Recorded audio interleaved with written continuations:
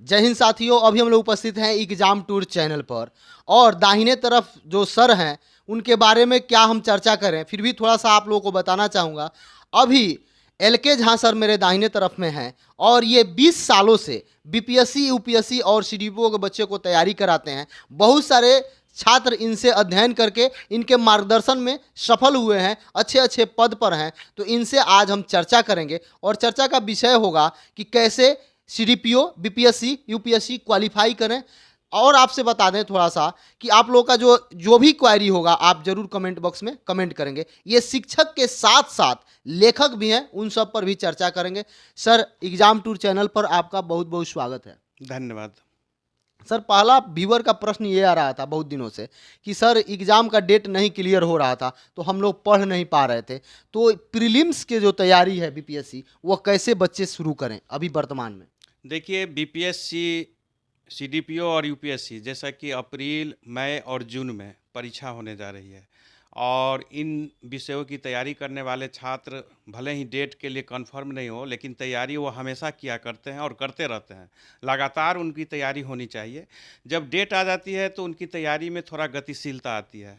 अब जब date clear हो गया है कि अप्रैल में बीपीएससी परीक्षा लेने जा रही है, तो उनको चयनात्मक रूप से तैयारी करना होगा। पिछले विगत वर्षों में जो प्रश्न पूछी गई है, उस प्रश्नों का पहले सघन रूप से अध्ययन करें। उस आधार पर वो अपने को यह मूल्यांकन करे कि उनकी किस विषय पर क्या तैयारी है और जिस विषय में कमी हो उस विषय को छोड़ना नहीं है, बल्कि उस विषय पर अभी समय है अधिक से अधिक तैयारी करने की। जैसा कि आप जानते हैं कि 150 प्रश्न बीपीएससी में पूछी जाती है। 150 प्रश्न में 35 से 40 प्रश्न हिस्ट्री से पूछी जाती है, जो काफ़ी महत्वपूर्ण होती है, क्योंकि उस प्रश्न को छोड़कर कोई विद्यार्थी सफलता का बहुत करीब पहुंचना बहुत असंभव होगा या दिक्कत होगी। दूसरी तरफ करंट से भी बहुत सारी प्रश्न पूछी जाती है। कुछ वर्षों से, यानी 2-3 वर्षों से साइंस का प्रश्न की भी प्रवृत्ति बढ़ी है और जो विषय है, जिस तरह पॉलिटी है, ज्योग्राफी है और मिसलेनियस है, इन विषयों पर भी ध्यान देना चाहिए। विशेष रूप से हम बताना चाहेंगे, जहाँ तक हिस्ट्री विषय का प्रश्न है, तो मॉडर्न भारत से बीपीएससी में बहुत सारी प्रश्न पूछी जाती है।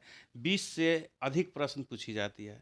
तो मॉडर्न भारत के लिए दो तरह से तैयारी होनी चाहिए। एक तो आप बेसिक रूप से तैयारी कीजिए, दूसरा टेस्ट सीरीज का सहारा लीजिए। जब आप बेसिक रूप से तैयारी कर लिया है तो फिर टेस्ट सीरीज से आपको लाभ मिलेगी।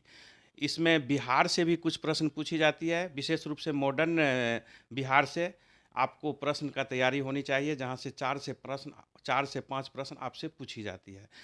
पॉलिटी में जो आपसे प्रश्न पूछी जाएगी, उस पॉलिटी के प्रश्न में विशेष रूप से ध्यान देना है कि प्रश्न बहुत साधारण होती है। यदि आप थोड़ा मेहनत करते हैं तो पॉलिटी का प्रश्न आपसे बन जाएगी। करेंट्स का प्रश्न पर सबसे अधिक ध्यान देने की ज़रूरत है, क्योंकि वहाँ से 30 से 40 प्रश्न तक पूछने की प्रवृत्ति रही है। विशेष रूप से ऐसे प्रश्न पूछे जाते हैं जो विगत 1 वर्षों से जुड़ा हुआ हो। कुछ ऐसे प्रश्न भी पूछी जाती है कुछ ऐसे प्रश्न भी पूछी जाती है जो 1 वर्ष से अधिक का भी हो, लेकिन अधिकतर प्रश्न ऐसी पूछी जाती है जो 4, 5, 6 महीना का हो। इस प्रश्न में देखना है कि डाटा बेसिस भी प्रश्न पूछी जाती है। जैसे अभी आर्थिक समीक्षा आई है 2022-23 की, जो बजट है, इन पर विशेष ध्यान देना चाहिए। बिहार की भी जो बजट पारित होने वाली है, इस पर भी उनको ध्यान देना चाहिए। इस समय फ्लैगशिप जो भारत सरकार की योजना है, उस पर विशेष ध्यान देने की ज़रूरत है। इसके साथ ही खेल से भी जुड़ा हुआ ऐसे खेल, जो अंतर्राष्ट्रीय खेल जिसमें भारत ने बेहतर परफॉर्मेंस किया हो, ऐसे क्षेत्र से प्रश्न पूछने की प्रवृत्ति बीपीएससी में अधिक रही है। तो इन सब पर अधिक ध्यान देने की जो ज़रूरत है। ज्योग्राफी में बिहार की ज्योग्राफी से भी 2-3 प्रश्न पूछी जाती है। वर्ल्ड ज्योग्राफी से तो प्रश्न पूछी जाती है, लेकिन भारत के ज्योग्राफी से सबसे ज़्यादा प्रश्न पूछी जाती है, जो 15 से 20 प्रश्न लगभग पूछी जाती है। तो इन पर फिजिकल भूगोल पर अधिक ध्यान देने की ज़रूरत है। सर, एक और प्रश्न था, जैसा कि 29 तारीख को आर्ट्स एंड कल्चर बीपीएससी वाला जो एग्ज़ाम भी था, बहुत सारे बच्चे कह रहे थे उसमें बहुत थोड़ा सा उल्टा प्रश्न आ गया था। उल्टा कहने का अर्थ कि मतलब बहुत भाष लोग बोल रहे थे कि बहुत कड़ा प्रश्न दे दिया गया है या कठिन प्रश्न दे दिया है, तो उसको लेकर आप क्या कहिएगा? चूँकि हिस्ट्री में है जो एक निर्णायक सब्जेक्ट बन जाता है, उसके लिए कोई बुक अगर हो तो आप बता दें। देखिए, जहाँ तक अभी-अभी जो बीपीएससी द्वारा बिहार में जो परीक्षा ली गई है, हमने उस प्रश्न को देखा है। प्रश्न औसत स्तर की रही है। अब जब कोई छात्र तैयारी नहीं कर रहे हैं, तो उन्हें तो लगेगा कि थोड़ा कठिन है, लेकिन प्रश्न औसत स्तर की है और हिस्ट्री या कोई विषय, बहुत सारे सर हैं जो बताते हैं कि हम जो पढ़ाते हैं या मेरा जो नोट्स है, वो आपकी परीक्षा के लिए पूरी तरह जो है सक्षम है। लेकिन जहाँ तक हम समझते हैं कि कोई भी बुक अथवा कोई भी सर का नोट किसी भी परीक्षा के लिए पूर्ण रूप से सक्षम या पूर्ण नहीं होता है। आपको इसके लिए एनसीईआरटी बुक्स की सहारा लेनी चाहिए और मॉडर्न भारत में जो अब बिपिन चंद्र पाल है, सुमित सरकार है, ग्लोबर है, इन लोग की किताब को पढ़कर आप बेहतर परफॉर्मेंस कर सकते हैं। किसी एक बुक या एक टीचर के बताए हुए बातों से आप किसी परीक्षा में पूरी तरह सफल हो जाएंगे, इसमें मेरा विश्वास कतई नहीं है, क्योंकि प्रश्न की प्रवृत्ति ऐसी होती है जो किसी एक सीमा में बांधकर नहीं रखी होती है। इसके लिए सतत प्रयास है और विभिन्न स्तरों पर जो आपकी सामग्री मिलती है, उसको आप अध्ययन करें, उसको कलेक्ट करें और उसको क्रमबद्ध रूप से पढ़ने का प्रयास करें। सर एक और प्रश्न है, जैसा कि हम लोग देखते हैं कि बहुत सारे बच्चे हैं जिनका मेंस का बहुत अच्छा तैयारी है, लेकिन उनका प्रीलिम्स नहीं हो पाता है, तो उनके लिए कुछ अलग आप बताएंगे? देखिए, मेंस और पीटी में बहुत अंतर तो नहीं है, लेकिन फिर भी अंतर वहाँ आता है जहाँ मेंस में चयनात्मक होता है, वहाँ तथ्य से अधिक विचार को महत्व दिया जाता है, जबकि पीटी में फैक्ट अधिक महत्व होता है, विशेष रूप से बीपीएससी सब जैसे विषय में परीक्षा में। तो इनके लिए उन्हें अधिक से अधिक तथ्य इकट्ठा करना होगी और इसके लिए उन्हें कुछ बेसिक पुस्तक के साथ साथ समसामयिक दृष्टि से जो मैगजीन अथवा जो बुक निकली है, उनका भी अध्ययन करने की ज़रूरत है।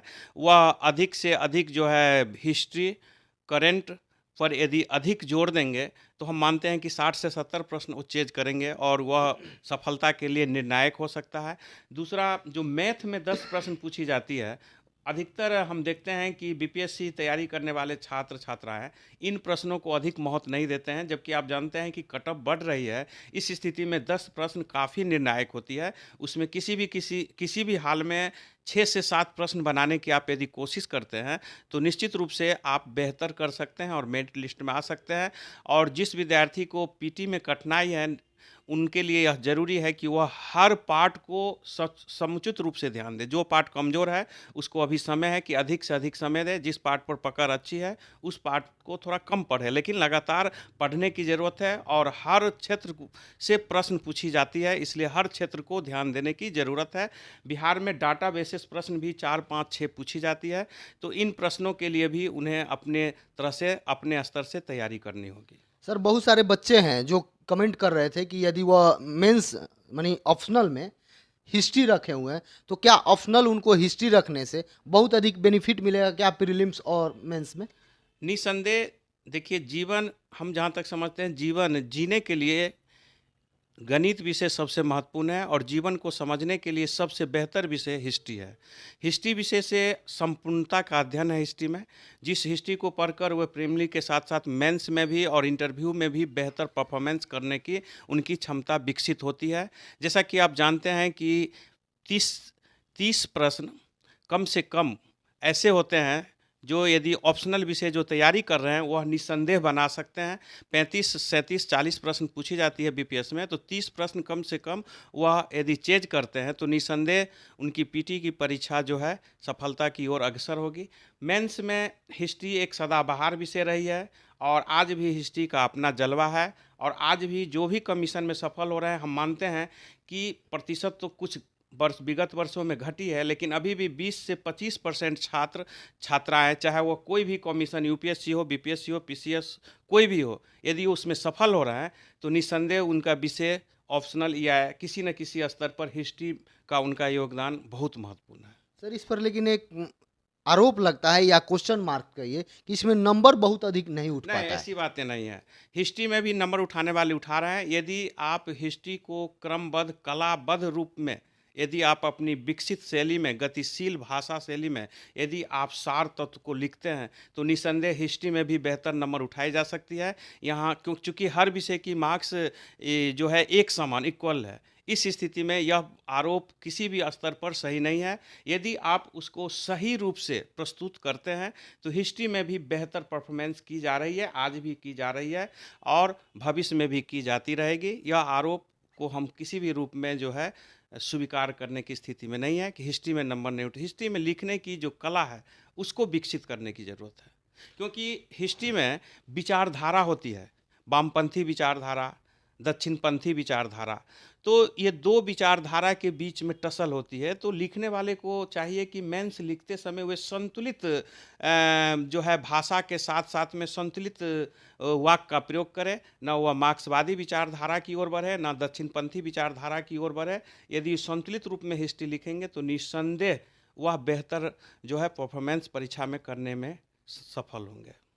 सर, आपके द्वारा कोई लिखी हुई बुक हो जो प्रीलिम्स और मेंस के लिए हो तो कुछ थोड़ा सा बता दें, चूँकि अभी प्रीलिम्स है इसके लिए। देखिए, हम बरसों से प्रकाशन से जुड़े रहे हैं, विशेष रूप से हम रुक्मिणी प्रकाशन से बरसों से जुड़े हुए हैं। रुक्मिणी प्रकाशन की जो बीपीएससी के लिए निकाली गई है टेस्ट सीरीज और सीडीपीओ के लिए भी जो टेस्ट सीरीज निकाली गई है, वह निसंदेह सिर्फ बीपीएससी और सीडीपीओ के लिए ही नहीं बल्कि जीएस के लिए यूपीएससी दे, चाहे बीपीएससी या दरोगा पीटी हो या मेंस, हर परीक्षा के लिए हम समझ रहे हैं कि जो पीटी स्तर की है या जो ऑब्जेक्टिव स्तर की है उसके लिए बहुत ही सफल जो है साबित हो रही है। और ये बरसों से लड़का बार बार इस तरह के जो है अपने विचार जो है रुक्मिणी प्रकाशन को उससे अवगत भी करा रहा है कि मेरी सफलता में रुक्मिणी प्रकाशन की पुस्तक की बहुत बड़ी योगदान है। तो रुक्मिणी प्रकाशन की जो बीपीएससी द्वारा बीपीएससी के लिए निकाली गई पुस्तक है, वह निसंदेह उनको पीटी परीक्षा में सफलता की ओर अग्रसर करेंगे।